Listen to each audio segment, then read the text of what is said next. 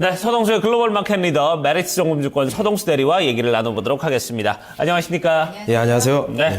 자, 오늘은 이제 유동성 문제와 관련된 얘기를 좀 이슈를 다루신다고 얘기를 들었는데 저희가 이슈부터 먼저 좀 체크를 하고 얘기를 나눠보도록 하겠습니다.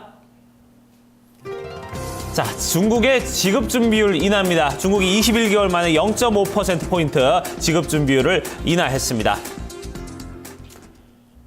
자, 요즘 계속 우리가 유가 얘기만 하다 보니까 중국을 며칠 동안 좀 잠시 좀 놨던 그런 모습이었는데 오늘 또 중국 얘기를 해야 될 것 같습니다. 러민은행이 0.5% 지급준비율 인하를 했어요.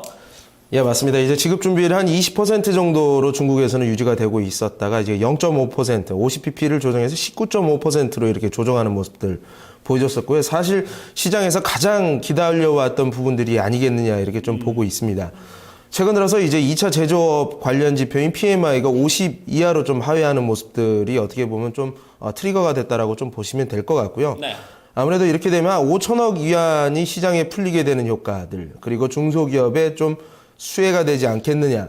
어쨌든 이 전체적으로 최근 들어서 뭐 증권회사에 대한 그 신용 규제 관련된 그 조사가 지금 현재 이루어지고 있는 상태라서 네. 중요한 이 반등 포인트에서 크게 반등을 좀 보여주지 못하는 모습이었었는데 이러한 부분에서 뭐 중국 공산당의 정책 의지는 강력하다라는 것을 좀 보여줬었고요. 아무래도 이제 미국에서 이제 그 A50 그러니까 A50 ETF 같은 경우는 크게 상승을 하는 모습을 보여줬었다. 오늘 중국 시장 상당히 좀 기대가 되는 대목이 아닐까 생각합니다. 어제 네. 저희가 챙겨봤던 이슈가 바로 호주의 참전이었어요. 여기에 네. 더불어서 중국의 이번엔 유동성 정책이 발표가 됐는데 지난 11월에 이 기준금리 인하 소식 이후에는 그냥 우회적인 지급준비율 어떤 그런 정책만 나왔었거든요. 근데 이번에 전격 발표를 하게 되면서 앞으로에 대한 기대감도 굉장히 커지고 있습니다. 그때 기준금리 인하 때 이제 금융주가 굉장히 좀 주도적으로 증시를 이끌어주는 모습이었는데 외신들에서 좀 반응도 나쁘지 않을 것 같은데 어떤 의견들 내놓고 있을까요? 예, 일단 제가 이렇게 긍정적인 그 외신의 반응은 좀 오랜만에 보는 것 같습니다. 예, 블룸버그에서 굉장히 좀 시종일관 뭐 좋은 모습이다라는 얘기를 좀 전체적으로 좀 보여줬었고 앞으로 한 2015년도에 그 지준율이 한 4번 정도는 내려가지 않겠느냐. 뭐 한 17%에서 18%까지 떨어질 가능성도 좀 열어둬야 된다.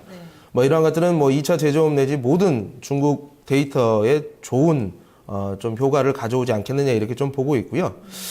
뭐 인민은행에서 이제 뭐 중국 공산당에서도 밝힌 바와 같이 극단적인 레버리지를 사용하는 것에 대해서는 우리가 그 좀 잡고 가겠다. 하지만 중장기적으로 우리가 중속 성장을 하는 그리고 이러한 중속 성장에 대해서 중장기적으로 자신감이 우리는 충분히 있다라는 것을 또 리커창 총리가 다보스 포럼에서도 말씀을 하셨고 이러한 부분에서 굉장히 좀 좋게 생각을 하고 있고요. 뭐 오펜시브 플레이라는 표현까지 나올 정도로 상당히 중국 당국이 공격적으로 올해 좀 정책 구사가 이어지지 않겠느냐. 어떻게 보면 상당히 좀 신중했었습니다. 그렇지만 올해 같은 경우는 공격적으로 나오면서 아시아 시장 전체적으로 좀 훈풍 그리고 원자재 시장 이런 쪽에서도 좀 반등을 모색할 수 있는 부분이 되지 않겠느냐 이렇게 좀 보고 있고요.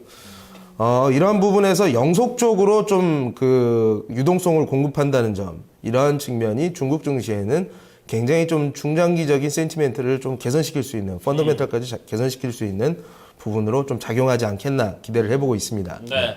자, 이렇게 좀 전체적으로 뭐 중국에 대한 어떤 기대감들이 좀 외신에서도 좀 많이 나오고 있는데, 자, 이러면은 글쎄요, 중국의 그동안의 어떤 성장성에 좀 더 플러스 알파를 더할 수 있는 그런 계기가 되지 않을까 하는 생각이 드는데, 어떻습니까? 파급력은요?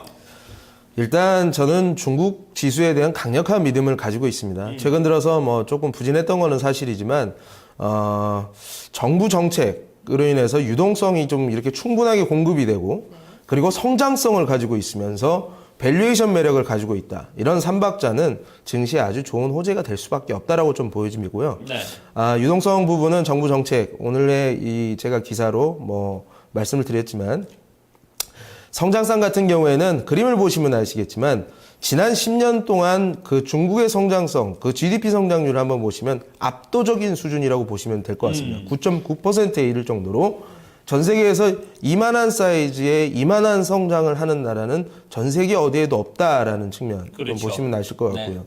앞으로 7%의 성장을 한다고 계속 이제 목표를 잡고 가는데 이러한 부분들도 어떠한 나라도 쫓아오기 어렵다라고 보시면 될 것 같고요.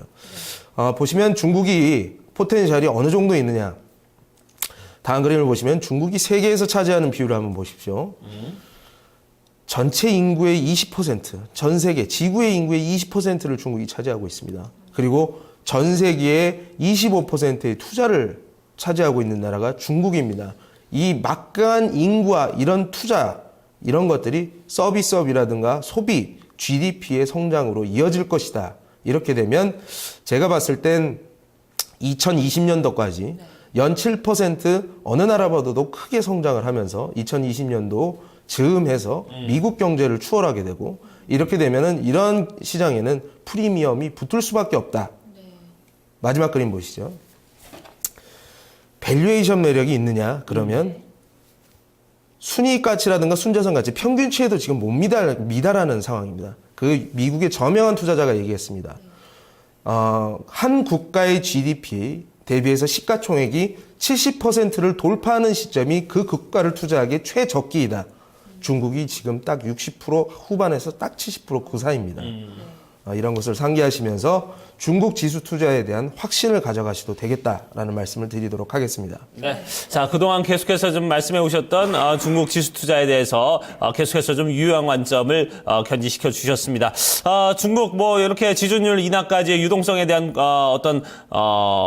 이 정책 결정까지 이루어지면서 좀 시장에 조금 더 탄력을 불어넣어주는 그런 모습인데요. 이런 부분 좀 기대를 해보도록 하죠. 네, 오늘 시장에 이제 반영이 될 것으로 보이는데요. 흐름 한번 잘 살펴보시고 전략에 참고해 주시기 바랍니다.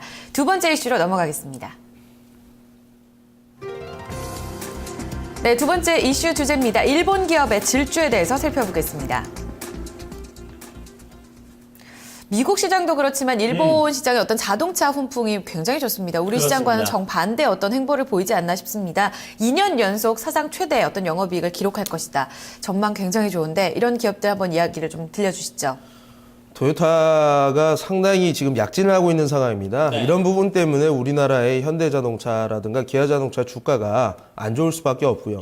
뭐 수조에, 뭐 수십조에 달할 정도로 현대기아차가 영업이익을 내고는 있습니다만 굉장히 지금 경쟁이 심화되고 있는 상황에서 토요타라든가 GM 그리고 폭스바겐 같은 글로벌 강자들을 뛰어넘기는 지금 쉽지는 않기 때문에 이런 것들이 주가로 반영이 되는 거거든요. 네. 어떻게 보면 앞서서 중국이라든가 뭐 전일에는 호주의 금리나 이런 부스트업을 시키는 이런 양적 완화 효과가 실질적으로 일본 기업들 이번 BOJ도 양적 완화를 굉장히 적극적으로 했었잖아요. 그렇죠. 이런 것들이 일본 기업들한테 실질적인 순이익 증가로 이어지고 있다라는 측면은 우리한테는 굉장히 좀 위기가 아닐 수 없다라고 좀 말씀을 드릴 수가 있을 것 같고요. 토요타라든가 후지중공업, 스바루로 유명한 후지중공업의 순이익이 작년 그 컨센서스 대비해서 상당히 좀 많이 올라가고 있는 상황이다.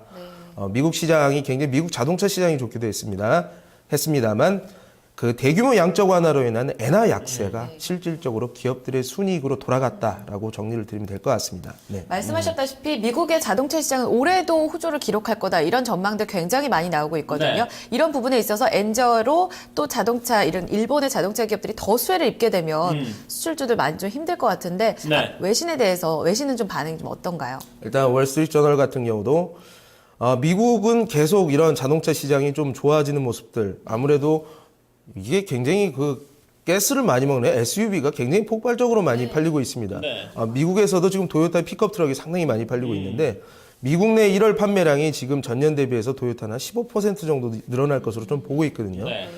그리고 이제 일본 같은 경우는 이제 생산을 국내에서도 이제 일본 국내에서도 하게 되는데 이 중에 한 절반 정도를 또 수출을 하거든요. 그래서 전체 이제 매출의 전체 생산량의 한 6분의 1 수준, 한 15% 정도는 순수히 엔화 약세라는 이러한 이익을 가지고 미국에 수출이 돼 간다.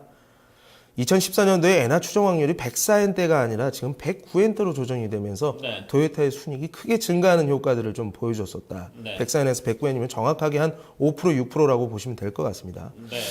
예. 자, 지금 이런 상황이면은 아까 이제 중국에 대한 어떤 유동성 얘기도 했습니다만 이러면 이제 중국의 경쟁력이 글로벌 시장에서 우리와 이제 경쟁을 할 때 조금 더 이제 높아진다는 느낌. 거기에다가 이제 좀 이런 엔저로 인해서 일본 자동차들의 또 어떤 약진 이런 부분이면은 오히려 좀 우리 기업들, 우리 증시에는 좀 코너로 몰리는 이런 현상들이 좀 벌어지지 않을까 이렇게 좀 조심스럽게 생각하는데 어떻습니까? 지금 우리 증시에 미치는 파급력은요? 제가 어제도 말씀드렸지만 우리나라의 중앙은행인 한국은행 같은 경우는 금리 인하의 압력이 지금 최고조로 달하는 순간이라고 보시면 될 것 같습니다. 네. 2월 17일 날 앞서서 사실 이번 주 목요일이면 오늘이었었는데 네. 뭐 그 전날에는 중국에서 뭐 양적 완화가 나와, 그 전날에는 호주에서 금리 인하, 그 전날에는 덴마크에서 네. 나와. 이게 한국은행에 대한 기대하는, 니네가 도대체 뭔데 매파적인 스탠스를 계속 가져가느냐. 이러한 압력이 시장의 기대감으로 지금 계속 반영이 되고 있고, 국제금리 시장도 그렇게 계속 변하고 있습니다. 네. 어제 힌트를 굉장히 많이 줬습니다. 정화조 시장, 정화조 쪽이 조금 좋아질 거라고는 좀 봤었는데, 어제 이제 그 이익을 이제 실현시키는 이런 구간으로, 이제 기관들의 이익 실현 구간으로 이렇게 사용이 됐다는 거죠. 그러면서 증권주들이 슬금슬금 올라오는 모습을 보여줬어요. 증권주들 같은 경우는 다음 주까지 상당히 모멘텀을 가지고 있다라고 정리를 드리겠습니다. 네. 손 놓고 있을 수만은 없을 것 같습니다. 네. 정말 남 좋은 일을 우리가 시킬 수는 없는 부분이거든요. 각국의 통화 정책의 어떤 남발적인 정책이 이어지게 되면서 한국은행의 고민이 깊어지고 이에 따라서 금통에 대한 기대감은 점점 커질 것 같습니다. 네. 증권 섹터 관심 있게 살펴보시면서 전략 참고해 보시기 바랍니다. 네. 자, 얘기 여기까지 듣도록 하겠습니다. 지금까지 메리츠 종금증권 서동수 대리와 함께했습니다. 고맙습니다. 예, 감사합니다.